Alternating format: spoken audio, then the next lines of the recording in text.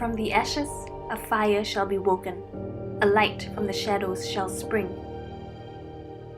But first, she must clothe herself in flame as she drops dead, then rise in her strength, more gorgeous than ever before.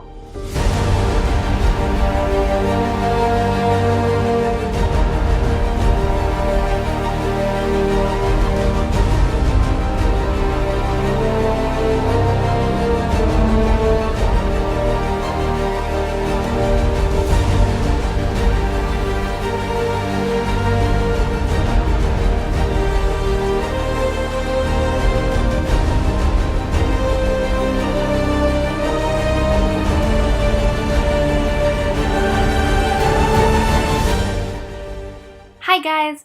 Hope you enjoyed the intro to my Drop Dead Gorgeous Phoenix. This is my entry for the Top 15 Challenge of Face Awards Singapore. Voting starts today until 13th June and you have 3 votes per day per email address. If you like my look, please vote for me via the link in the description.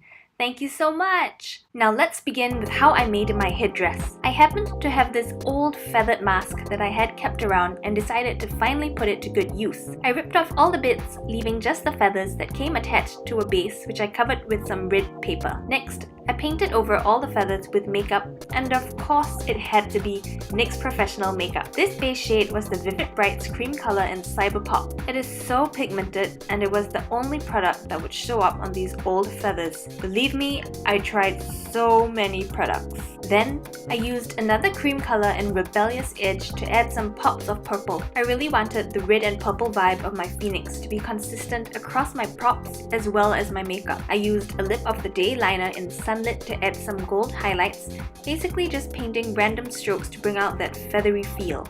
I glued on some leaf of feather-shaped gold sequins and finished off with some highlights using a shimmery gold pigment. Next, I used paper thread to make the hair braids. It was super simple. Tie a knot, braid, and tie another knot. Then repeat until you get your desired amount. For me, it was about 5 braids. Lastly, to make this pretty feather-shaped piece, I folded a square of origami paper in half, drew a line down the diagonal, cut it, discarded the loose triangles, and was left with this triangle. Then I folded a series of creases that were parallel with the triangle base and were the same size. This is called accordion folding. I continued until only a small tip of the paper remained. This is the tip. I pinched the tip to shape it and then glued the 2 halves together, pressing firmly and making sure the edges were aligned.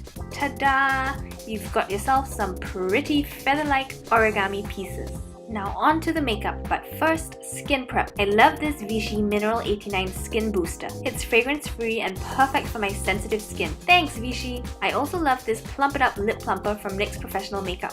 I use this before all my lip arts. It's so hydrating. As usual, I neutralized my redness with the green color correcting liquid primer. To hide my brows, I cleaned them with an alcohol wipe and applied washable glue, which I then set with powder, repeating the process a couple of times. I used this peach shade from the Conceal Correct Contour Palette to hide my dark brows, setting again with powder. For my base color, I used the lightest shade of Total Control Drop Foundation in Pale, blending with the Total Control brush and setting everything with loose powder. Using the 2 yellow shades from the Ultimate Brights palette, I started to place color on my forehead, temples, under eye, nose, cheekbones, and jawline. Since yellow was the lightest shade I was going to use, I blended it out the most across the largest area so that the other colors would have something to blend into later on. I changed up to this orange shade and filled in all the same areas, but keeping it tighter than the yellow. Next, I used the HD blush in Crimson to shade all the same areas but even tighter than the orange, and this time including my jawline. I used this purple shade from the Ultimate Brights palette to do the exact same thing, but this time keeping it even tighter than the crimson.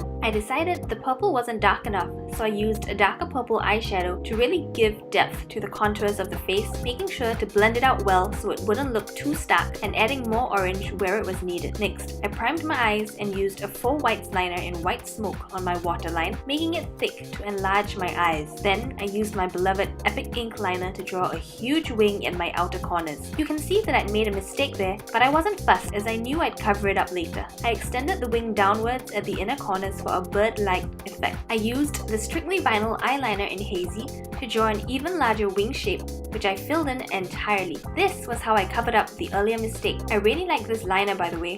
The brush is so easy to maneuver. I added more color to my under eye, drew in my fake lower lash line, and then filled in the rest of the red liner, making sure it ended in a sharp point towards my nose. I did the same on both eyes and then used the Lip of the Day liner in Sunlit to draw a line above the red wings and neatened it by touching up with the red vinyl liner. I used a jumbo eye pencil in Purple Velvet to create a base for the feather design and set it with purple eyeshadow. Then I used another Strictly Vinyl eyeliner, this time in the shade Crone, which is this lovely deep greyish purple, to sketch in rough outlines of my feather design. Next, I used these liquid suedes in Amethyst and Suede to fill in the body of the feathers. Alternating between the dark and light purple helped to create more depth and a light feathery effect. To define the feathers, I used white face paint on a tiny brush to outline them, and I also added short, random, wispy strokes to emphasize the feathery effect. The white really helped the design to pop. I applied the same green color-correcting liquid primer on my chest and shoulders, and then the same shade of Total Control Drop Foundation to match my face, and I set it all with loose powder. Then, I used the same yellow, orange, crimson, and purple shades to contour my neck, shoulders, and chest, just like how I applied them on my face earlier. Next, water break time with my butterbeer mug, and then I moved on to my chest design. I used a Faux Whites liner in Vanilla to sketch in the outlines of the long phoenix feathers. I wanted them to have some movement, so to look like they were intertwined and being blown about on my neck. So that's why I drew them in this swirly, curly manner. I loved the idea of long, colourful and magical feathers decorating my neck. Anyway, after drawing 5 of them, I was happy to proceed with filling them in with SFX cream colour in red, yellow and purple to match the colours on my face. I started off with the red and placed the colour in each end bit as well as in the middle of each small feather. Then I mixed the yellow at the top of each small feather as well as around the end bit. By the way, have you ever smelled this purple SFX cream colour? It smells just like a crayon. It's weird. Anyway, I mixed the purple at the bottom part of each small feather, which is where I imagined the darkest part to be, as that's where the feathers overlap each other. I know it all looks like a mess right now, but it'll come together later after I outline them. You'll see. I used this charcoal shade from the Perfect Filter Shadow Palette in Gloomy Days to outline the feathers by smudging and blending the eyeshadow to create depth and shadows. I basically went over all the lines that I had sketched earlier with the Faux Whites liner. I used the edge of the brush to create more defined lines, and then turned the brush on its side to blend it out to create shadows, and repeated this on each feather. Next, I used white body paint on a tiny brush to paint in wispy lines to enhance the feathery effect. I also used the white to highlight certain areas of the feathers, like the middle vein and the end bit, basically wherever I imagined light would hit. Now for my favorite part, highlighting. I applied the Shimmer Down pigment in nude to various random parts of the feathers and my nose,